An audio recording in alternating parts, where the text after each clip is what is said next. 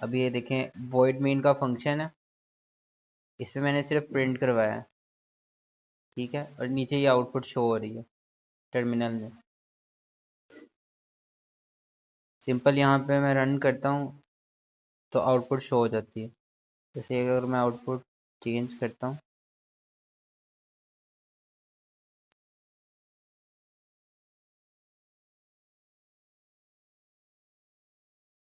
तो यहाँ पे आउटपुट चेंज हो जाएगी।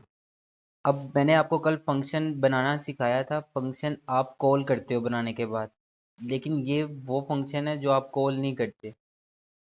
ये जब ऐप बिल्ट होती है तो वो खुद ब खुद ही इस फंक्शन को पिक करती है, यहाँ से ऐप बनना स्टार्ट होती है।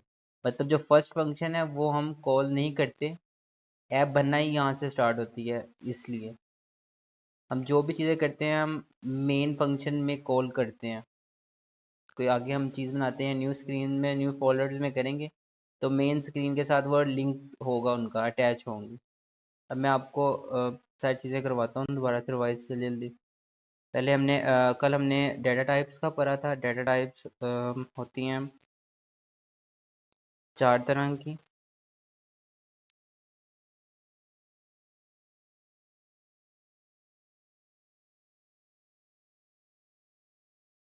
इसमें इंट होता है जिसमें हम इंटीजर स्टोर करवाते हैं। डबल होता है जिसमें पॉइंट्स में वैल्यू स्टोर होती है। इसके अलावा स्ट्रिंग है जिसमें कैरेक्टर्स में इन्वर्टेड कोमा में हम वैल्यू स्टोर करवाते हैं। इसके अलावा बुलियन है जिसमें हम ट्रू और फॉल्स की वैल्यू स्टोर करवाते हैं। जैसे कि मैं आपको एग्जांपल करके दिखाता हूँ। इंट डाटा टाइप है, मैंने यहाँ पे वेरिएबल दिया रोल नंबर और इसमें मैंने 10 की वैल्यू स्टोर करवा दी। मैंने प्रिंट करवाया रोल नंबर को।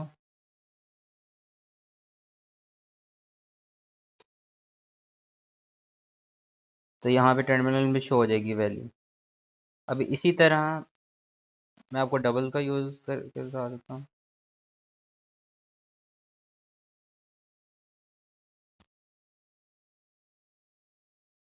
इसी तरह स्ट्रिंग है।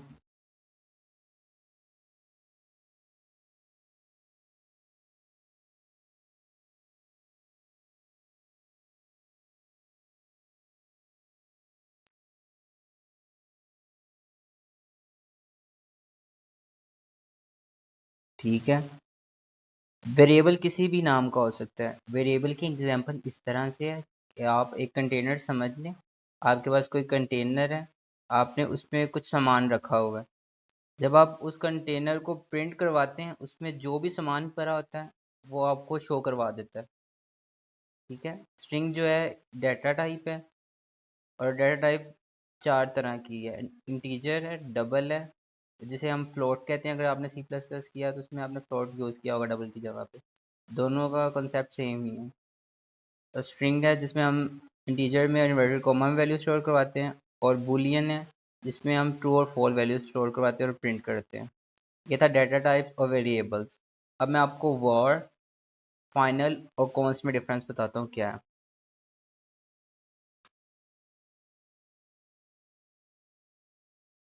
इसका बेसिक डिफरेंस मैं आपको बताता हूँ। जो तीनों में कॉमन है, अगर मैं लेता हूँ रोल नंबर,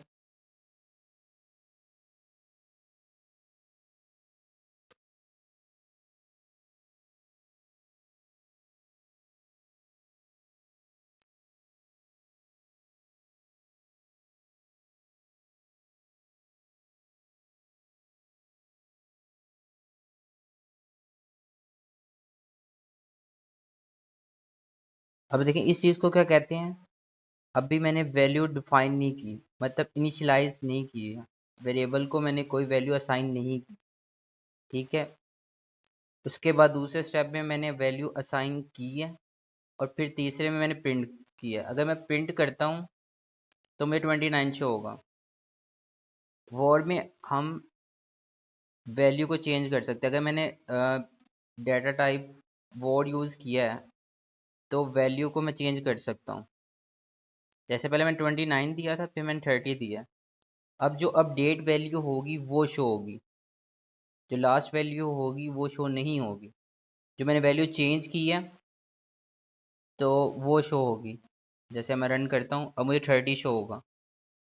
अब इसका डिसएडवांटेज ये है कि अगर आप कोड कर रहे हो एक फाइल में तो आपको नहीं पता चलता। आप उसे सेम नेम से कोई और वैल्यू असाइन करते हो तो वो पिछली वैल्यू को भी चेंज कर देता है। अगर आपने कहीं पे वेरिएबल यूज़ किया है तो वहाँ पे आपने 29 वैल्यू यूज़ करनी थी, क्योंकि आपने 29 स्टोर करवाया था और आपको याद नहीं रहा, आपने फिर से सेम वेरिएबल लिया और इसके अंदर न्यू वैल्यू असाइन कर दी। तो अब वैल्यू जो न्यू लास्ट टाइम जो आपने असाइन की होगी दोनों जगह पे वही शो होगी। इसीलिए हम कॉन्स्ट और फाइनल यूज़ करते हैं, इसलिए हम वार यूज़ नहीं करते। अब जैसे मैं फाइनल यूज़ करता हूँ, मतलब आप एक बार असाइन कर सकते हो वैल्यू को, उसके बाद दूसरी बार करने की कोशिश करेंगे तो वह एरर शो कर देगा।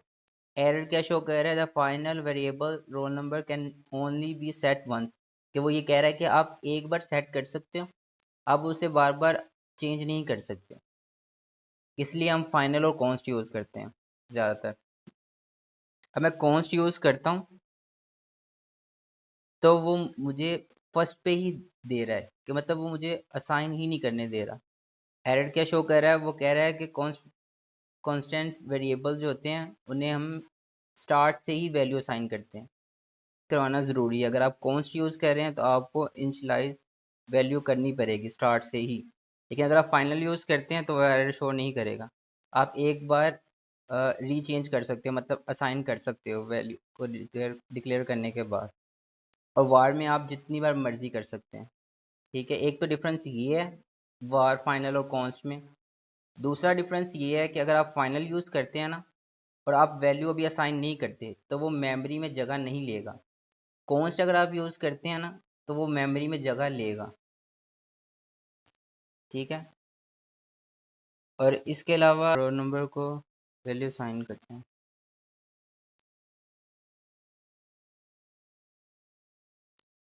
अब देखिए मैंने वैसे ही लिया है कि इसको, मतलब कि इस बाउंड्री से बाहर नहीं जाएगा। इस बाउंड्री के बाहर अगर यूज़ करते तो क्या होगा, वो मैं आपको ना थोड़ा सा गाइड कर देता हूँ। अब मैंने बाउंड्री लगाई है, इसी बाउंड्री के अंदर मैंने डिफाइन किया है वैल्यू को, कि रोल नंबर वेरिएबल को मैंने 10 वैल्यू दी है और उसी बाउंड्री के अंदर प्रिंट की है। और अगर मैं इसके बाहर करता हूँ और मैंने वार यूज़ किया है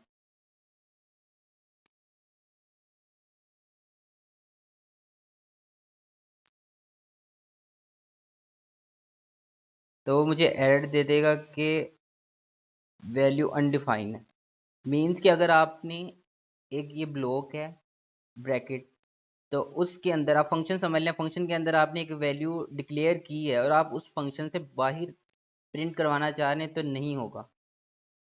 फिर आपको वो ग्लोबली वैल्यू को डिफाइन करना पड़ेगा, मतलब कि आपको उस ब्लॉक से बाहर बी डिफाइन करना पड़ेगा। मीन्स कि इस ब्लॉक से बाहर फिर ही वो मतलब कि होगी। लेकिन अगर आप बाहर डिफाइन करते हैं और आप ब्लॉक के अंदर प्रिंट करवाना चाहते हैं तो वो वैल्यू प्रिंट करेगा। इसी तरह कॉन्स्ट और फाइनल का भी यही है। अब तीसरी चीज थी लिस्ट।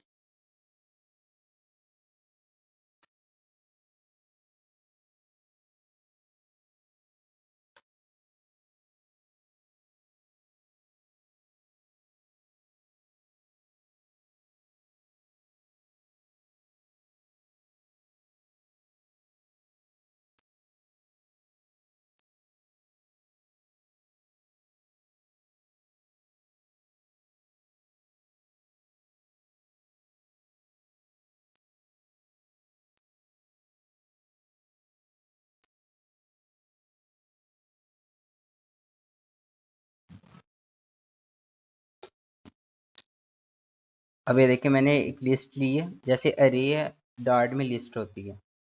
दोनों का कॉन्सेप्ट और यूज सेम ही है। मैंने फ्रूट्स नाम दिया लिस्ट को, उसके अंदर मैंने 3 फ्रूट्स के नेम लिखे हैं, बनाना, एप्पल और ऑरेंज, और मैंने उनको प्रिंट करवाया। अब मैं चाहता हूँ कि सिर्फ जो जीरो इंडेक्स पे है ना मुझे वो शो हो। तो मैं इस तरह से, ये देखिए यहाँ पे ये ब्रैकेट यूज हुई है, यहाँ पे मैंने मिडल ब्रैकेट यूज किया, और ये 0 इंडेक्स पे है, ये 1 इंडेक्स है, ये 2 इंडेक्स है। 0 इंडेक्स पे जो है मतलब कि मैं बनाना शो करवाना चाह रहा हूँ प्रिंट में। ठीक है, इसके अलावा अगर मैं 1 इंडेक्स का शो करना चाहता हूँ तो मैं 1 लिखूंगा और उसे प्रिंट कर दूंगा। इसी तरह थर्ड का और सेकेंड इंडेक्स का, सॉरी। इसके अलावा अगर मैं लेंथ फाइंड करना चाहता हूँ कि फ्रूट्स लिस्ट की लेंथ कितनी है, तो डॉट लेंथ लिख के प्रोग्राम रन करता हूँ, तो इसकी लेंथ शो हो रही है 3। इंडेक्स 0 से स्टार्ट होता है, लेंथ 1 से ही शुरू होती है। 1 2 3, मतलब इसके अंदर कितने कितनी वैल्यूज हैं वो यहाँ पे शो करेगा। यहाँ पे 3 वैल्यूज है तो यहाँ पे 3 शो हो रहा है आउटपुट में। और इसके अलावा अगर मैं इसके अंदर ऐड करना चाहता हूँ फ्रूट्स के अंदर, तो मैं क्या करूँगा, फ्रूट्स डॉट ऐड, यहाँ पे वैल्यू दे दूंगा जो चीज़ मैं ऐड करना चाहता हूँ। यहाँ पे राइस कर देता हूँ, कुछ भी ऐड कर देते हैं फ्रूट्स के अलावा भी, तो ये ऐड हो जाएगा। और इसके अलावा अगर मैं एक से ज़्यादा ऐड करना चाह रहा हूँ तो मैं यूज़ करूँगा ऐड ऑल। ठीक है, और यहाँ पे मैं जैसे अरे को देते हैं मिडल ब्रैकेट्स यूज़ करूँगा, और यहाँ से मैं एक से ज़्यादा वैल्यू देना चाहता हूँ तो मैं वैल्यूज़ एंटर करूँगा, जैसे राइस हो गया, कुछ भी एंटर कर देता हूँ।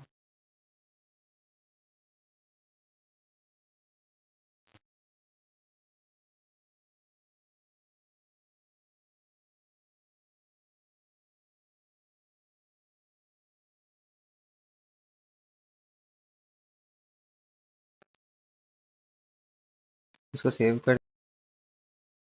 अब ये देखिए मैंने लिस्ट में एक से ज़्यादा चीज़ें ऐड की हैं, तो मैंने मतलब कि अगर एक से ज़्यादा चीज़ें यूज़ करनी है तो मैं ऐड ऑल का यूज़ करूँगा, अगर मैंने सिर्फ एक एलिमेंट ऐड करना है तो मैं ऐड का यूज़ करूँगा। इसी तरह रिमूव का है, अगर मैं रिमूव करवाना चाह रहा हूँ कुछ, तो मैं लिस्ट का नेम लिखूँगा, डॉट रिमूव करूँ लिखूँगा, और जो मैं रिमूव करना चाहता हूँ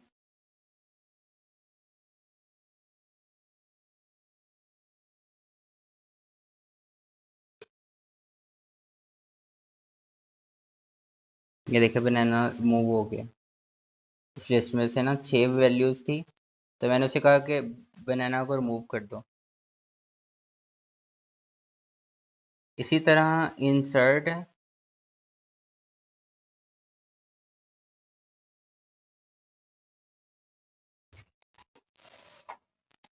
अगर आप इंसर्ट करते हो तो आप इंडेक्स बताते हो। इंसर्ट का मतलब भी ऐड करना है। अगर आप किसी स्पेसिफिक जगह पे कोई चीज़ ऐड करना चाहते हो तो आप इंडेक्स का बताओगे कि इस इंडेक्स पे ऐड करना है, और एलिमेंट का नाम बताओगे आप। जैसे कि मैंने कहा कि 0 इंडेक्स पे, मतलब कि स्टार्ट पे ऐड करना है, और यहाँ पे अगर मैं बनाना दे देता हूँ तो वो स्टार्ट पे बनाना ऐड कर देगा।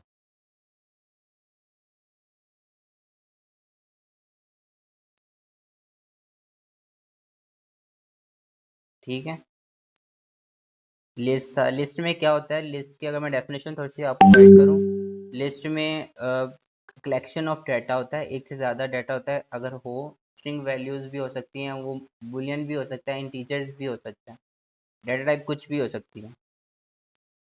और इसके अंदर हम अगर हमने लिस्ट ऑफ या कलेक्शन अगर हमने कर प्रिंट करवानी है, यूज़ डाटा स्टोर करवाना है, तो हम तब लिस्ट का यूज़ करते हैं। मतलब एक स्ट्रिंग से ज़्यादा, एक वैल्यू से ज़्यादा वैल्यूज़ हैं, लिस्ट ऑफ वैल्यूज़ है, तो हम लिस्ट यूज़ करेंगे उसे स्टोर करवाने के लिए।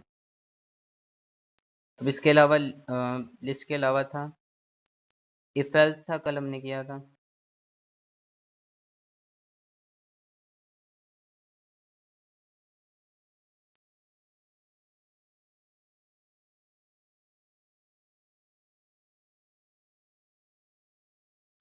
फॉर एग्जांपल मैं एक वेरिएबल ले लेता हूँ मार्क्स का, और मार्क्स मैं कह देता हूँ कि 80% है, मतलब 80 है।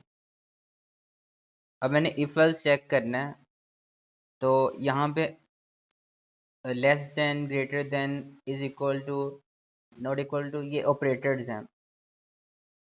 इसमें ऑपरेटर्स का भी टॉपिक कवर हो रहा है, इफ एल्स का भी हो रहा है। अब मैं अगर यहाँ पे कंडीशन लिखूंगा, अगर मार्क्स जो हैं वो ग्रेटर देन है 80 से, तो प्रिंट कर दो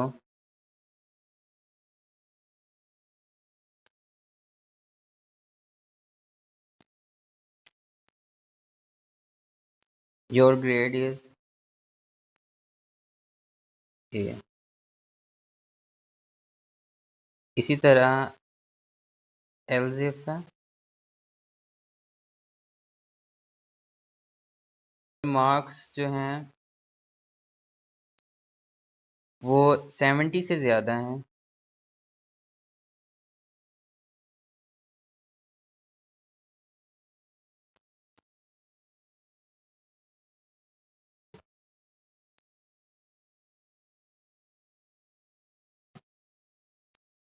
इसके अलावा प्रिंट कर दें,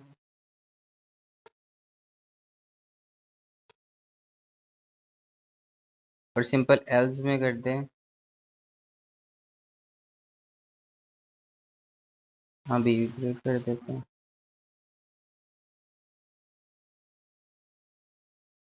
यहाँ पे सी ग्रेड कर देते हैं लास्ट में।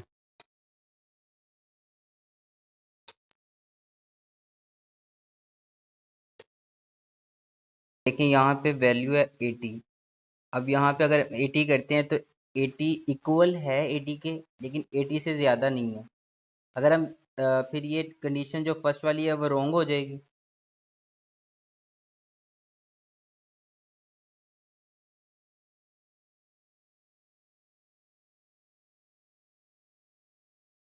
अ, ये बेसिकली जो ये वैल्यू पुट की हुई यूज़र से ही आएगी। जो हम मार्क्स में वैल्यू स्टोर करवा रहे हैं, ये स्टार्टिंग वाली जो फर्स्ट लाइन है, इन मार्क्स इज इक्वल टू 80, ये वैल्यू यूज़र से ही आएगी।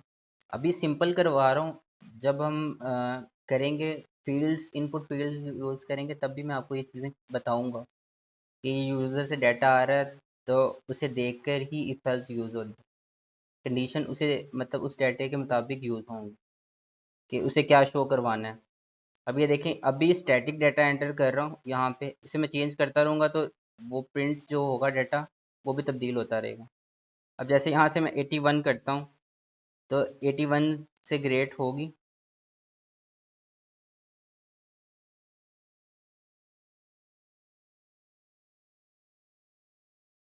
तो यहाँ पे ए ग्रेड आ जाएगा। ये डाटा जो है 81, 80, 70, 60 ये यूज़र का ही होगा। मतलब यूज़र के जो मार्क्स जैसे रिजल्ट अपलोड होता है, जो आपका CGPA आता है या GPA आता है, वो इसी तरह होता है कि अगर उसका मतलब कि 3.7 है, अगर उसके 85 मार्क्स हैं तो 4 आएगा, 70 है तो 3.7 आएगा। इस तरह से ही GPA कैलकुलेट होता है। ये यूज़र मतलब यूज़र से डाटा आएगा, जो यूज़र के मार्क्स होंगे, जो टीचर अपलोड करेगा वो यहाँ पे आएंगे। फिर कंडीशंस चेक होंगी कि उसका कितना CGPA बनता है, फिर उस हिसाब से वो प्रिंट हो जाएगा, जैसे यहाँ पे ग्रेड शो हो रहा है। ठीक है, अगर वो 80 से भी ज़्यादा नहीं है, 70 से कम है, जैसे कि 69 है, तो वो शो होगा थर्ड वाला, सी ग्रेड शो होगा। अगर मैं यहाँ पे रन करता हूँ, देखा योर ग्रेड इज सी यहाँ पे शो हो रहा है, क्योंकि वो 70 से ज़्यादा नहीं है, 69 है। यहाँ पे 70 भी होगा ना, तब भी अ, वो सी ग्रेड ही शो करेगा, क्योंकि यहाँ पे मैंने कहा है कि 70 से ज़्यादा होना चाहिए। इसके अलावा इफ एल्स को अगर शॉर्ट करना चाहते हैं हम, देखें ये 10 लाइनों पे कोड जा रहा है। अब मैं चाहता हूँ कि मुझे इसे शॉर्ट करना है, तो वो तरीका भी मैं आपको बता देता हूँ कि चेक कैसे यूज़ करते हैं।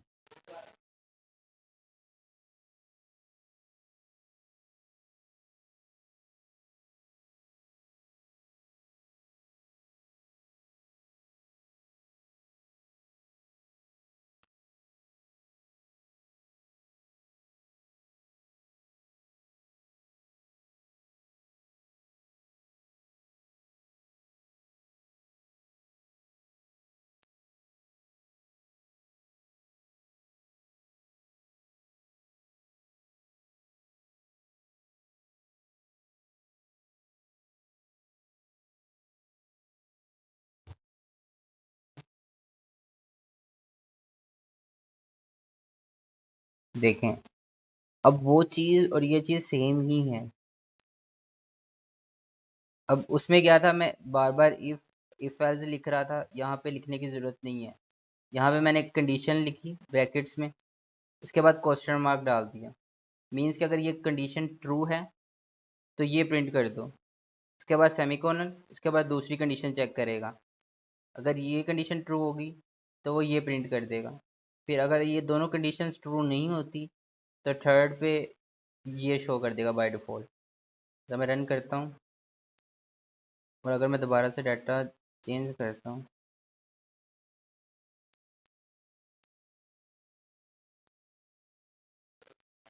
यहाँ पे ए ग्रेड आ गया जी। ये टर्नी ऑपरेटर है, ये जावास्क्रिप्ट में भी यूज़ होता है अगर आपने वेब डेवलपमेंट किया है ना।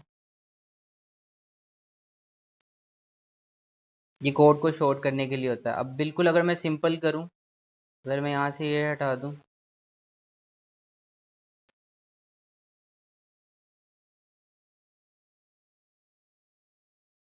इससे ये फ़ायदा होता है कि आपका ना कोड एक लाइन में ही हो जाता है।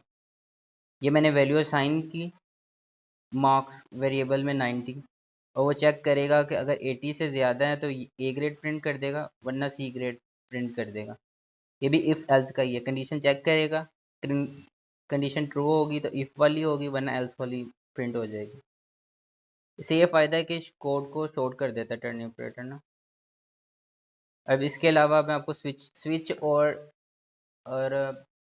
इफ़ एल्स का ना टर्न ऑपरेटर का काम सेम ही है। तो वो आपकी मर्ज़ी होती है, डेवलपर्स की मर्ज़ी होती है कि उन्होंने स्विच यूज़ करना है या इफ़ एल्स यूज़ करना है। अब मैं आपको स्विच का भी यूज़ करना सिखा देता हूँ।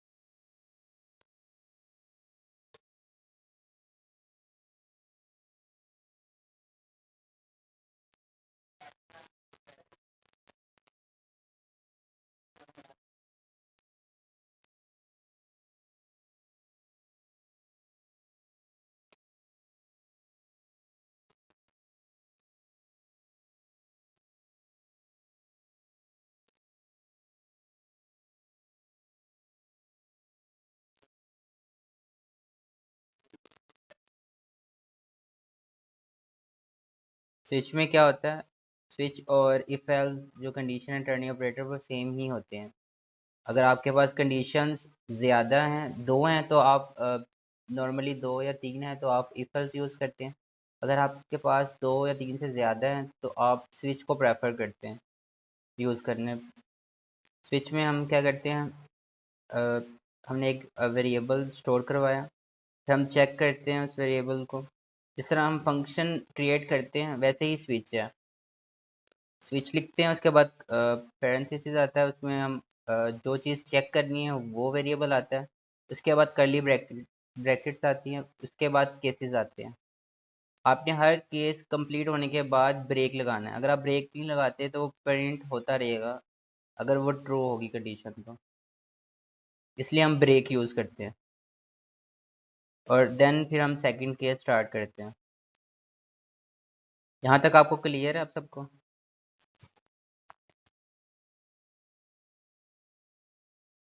इसके बाद लूप्स हैं, मैं आपको लूप्स बता देता हूँ कि लूप्स कैसे यूज़ करते हैं।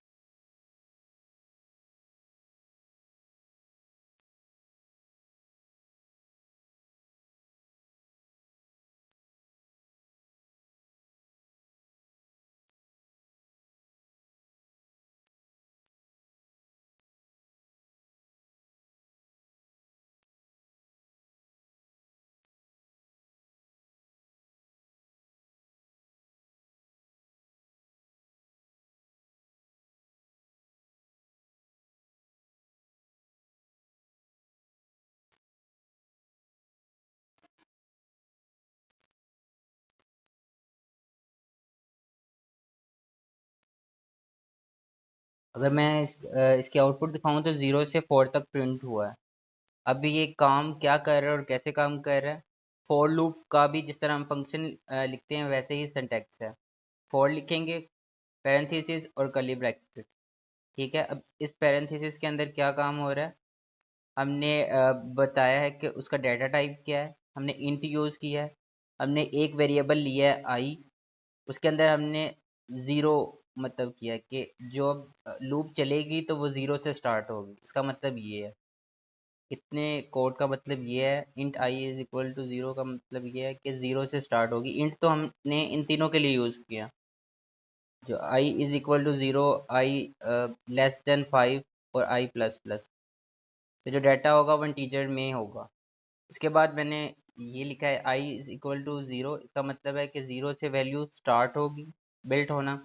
उसके बाद कहाँ तक होगी, दूसरा ये कंडीशन लगाई हुई है, आई जब तक 5 से कम नहीं होता तब तक लूप चलेगी। जैसे 4 5 से छोटा है तो तब तक 0 से स्टार्ट होगी और 4 तक चलेगी। इसका मतलब ये है। और आई प्लस प्लस का मतलब ये है कि इंक्रीमेंट होता जाएगा। मतलब देखें, अब स्टार्ट हुआ है तो आई की वैल्यू 0 है, और दूसरे में देखें तो 0 <5, इसका मतलब ट्रू है कंडीशन। तो इंक्रीमेंट होगा और यहाँ पे प्रिंट हो जाएगा। पहले 0 ही प्रिंट होगी आई की वैल्यू, उसके बाद इंक्रीमेंट होके यहाँ पे 1 प्रिंट होगी, फिर दोबारा लूप चलेगी, वो चेक करेगा कंडीशन को। 1 <5 ट्रू है, फिर इंक्रीमेंट होगा और फिर प्रिंट होगा। इस तरह लूप चलती रहेगी, तब तक लूप चलती रहेगी जब तक वो <5 नहीं होता। अगर यहाँ पे मैं आई लेस देन और इक्वल टू कर दूं तो इसका मतलब है कि 5 तक चलेगी लूप। ठीक है, अगर मैं आपको वैल्यूज चेंज करके बताऊं, वेरिएबल्स हम एक्स रख लेते हैं।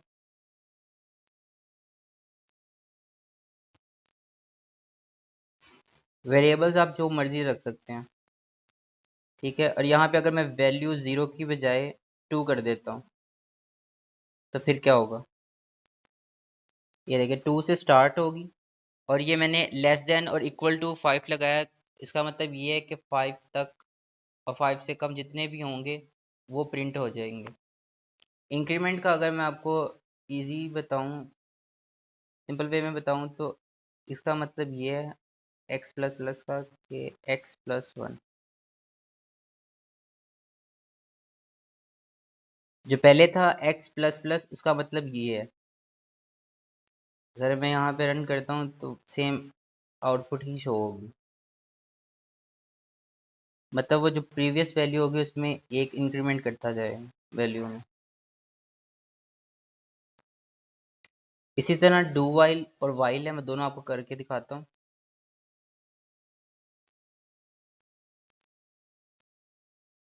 वाइल यूज होगा,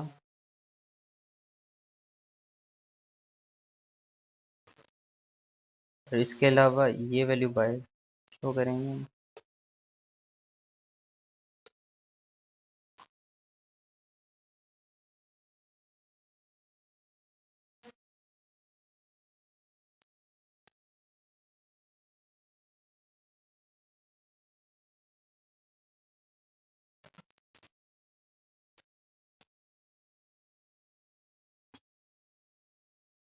जो मैंने पहले फॉर लूप यूज करके काम किया है वो सेम चीज आप वाइल से भी कर सकते हैं, वाइल लूप यूज करके भी।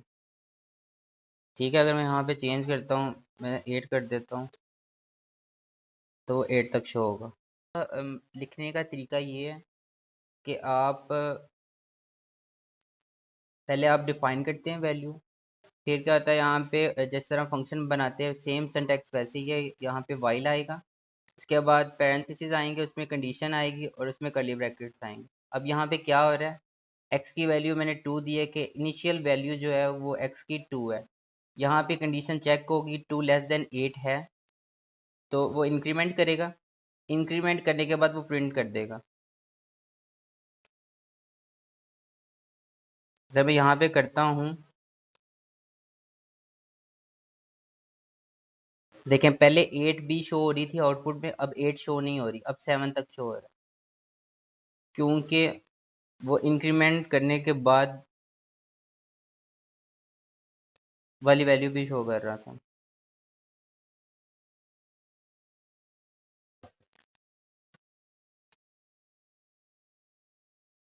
हमने वैल्यू ही 8 से लेस देन वाली शो करवानी है। आप चाहे वाइल यूज करें, आप फॉर यूज करें या डू वाइल यूज करें, उससे कोई फर्क नहीं पड़ता। जो आपको इजी लगता है वो आप मेथड यूज कर सकते हैं। ठीक है, अब इसी तरह ये एक्स प्लस प्लस का मतलब ये है कि वो इंक्रीमेंट करता रहेगा। इंक्रीमेंट करेगा, वो इस लूप से बाहर आ जाएगा, फिर कंडीशन चेक करेगा।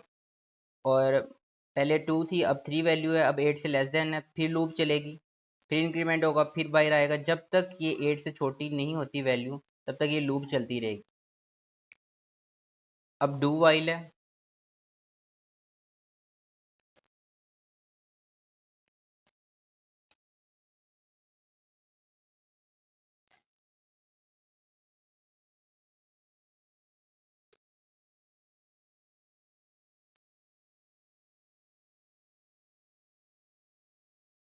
ये देखें, मैं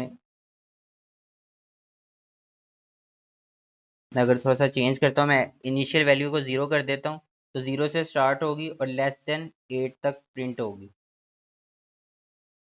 बेसिकली 3 तरह की लूप्स होती हैं, डू वाइल, वाइल और सिंपल। इन डेटा टाइप ले लेता हूँ। इसके अलावा फंक्शन का नाम लिख देता हूँ। ऐड के नाम से फंक्शन होगा।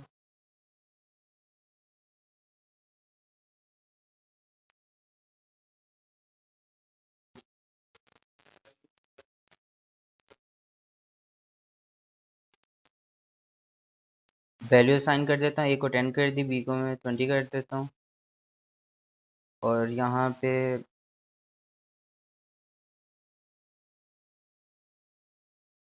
मैं सी असाइन करती हूँ। सी में फंक्शनलिटी ऐड कर देता हूँ।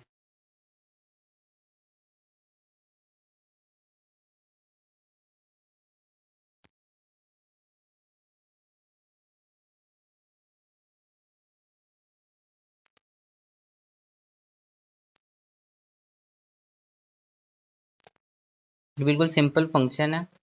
अब ये देखिए, मैंने फंक्शन बना ली है। ये तब तक प्रिंट नहीं करेगा जब तक मैं फंक्शन को कॉल नहीं करूँगा, तब तक हमें कुछ भी आउटपुट शो नहीं होगा।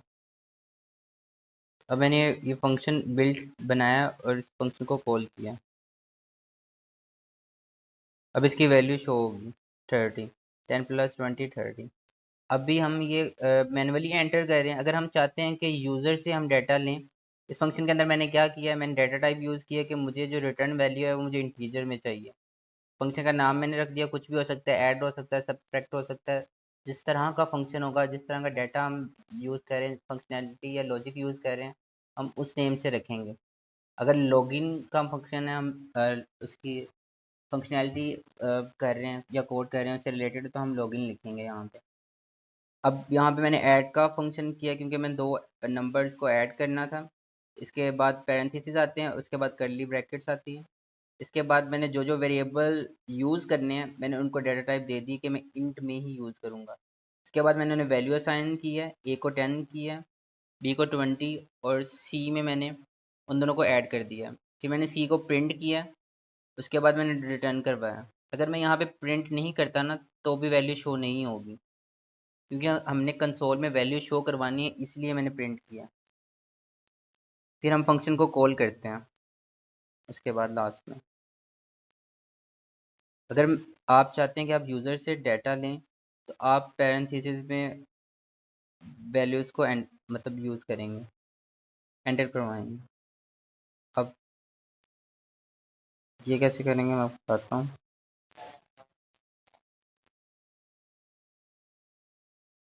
इंट ए, इंट बी, ठीक है। उसके बाद रिटर्न क्या करवाना है,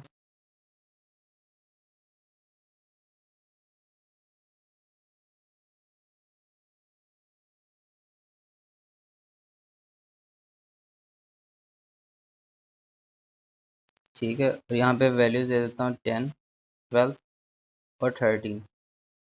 12 और 13 25 होते हैं।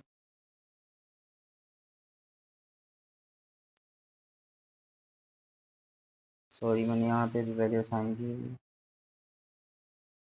ये देखिए, मैंने इंट किया और मैंने पैरेंथेसिस में वेरिएबल्स किए कि मैं जो डाटा लूँगा यूज़र से वो इंट में होगा, ए की वैल्यू भी इंटीजर में होगी और बी की वैल्यू भी जो डाटा टाइप होगा वो इंटीजर में होगा, मतलब वैल्यू इंटीजर होगी।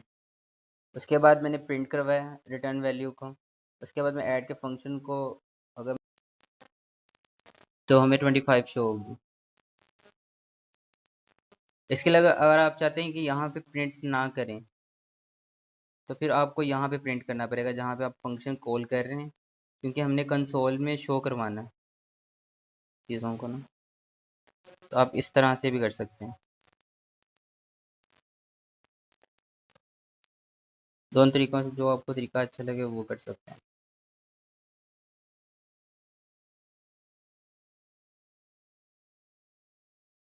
इसके अलावा क्लासेस का था और स्टैटिक का था, वो भी मैं आपको बता देता हूँ।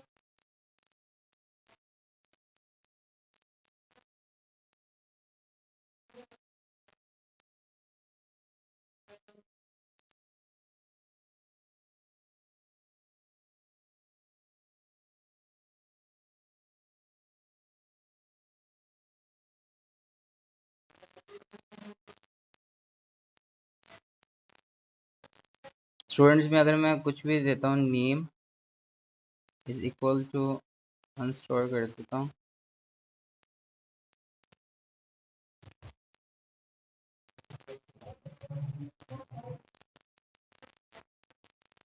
और मैं अब देखें ये क्लास है स्टूडेंट्स के नेम से और ये मैंने ऑब्जेक्ट डिफाइन किया।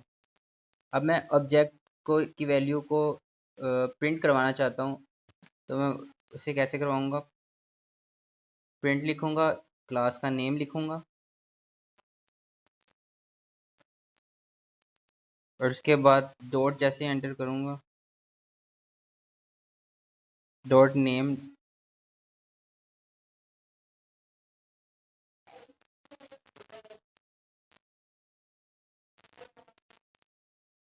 अब ये देखिए यहाँ पे मुझे ऑब्जेक्ट क्यों नहीं शो हो रहा, क्योंकि मुझे स्टैटिक वर्ड यहाँ पे यूज़ करना पड़ेगा। आप क्लास के अंदर कुछ भी यूज़ करते हैं ना, कोई भी वेरिएबल करते हैं, तो आप स्टैटिक के बगैर ऑब्जेक्ट को डिफाइन नहीं कर सकते, वैल्यू असाइन नहीं कर सकते। पहले जब हम क्लास से बाहर कर रहे थे तो वैल्यू असाइन हो रही थी। अगर अगर हम क्लास में करेंगे तो हमें स्टैटिक वर्ड लगाना पड़ेगा, कॉन्स के साथ, फाइनल के साथ लगाना पड़ेगा। लेकिन अगर हम वार यूज़ करते हैं तो उसके साथ भी आपको लगाना पड़ेगा। मतलब आप कुछ भी डाटा टाइप यूज़ करते हैं तो आपको स्टैटिक क्लास में यूज़ करना पड़ेगा। अगर मैं प्रिंट करवाता हूँ तो यहाँ पे अंश शो हो जाएगा।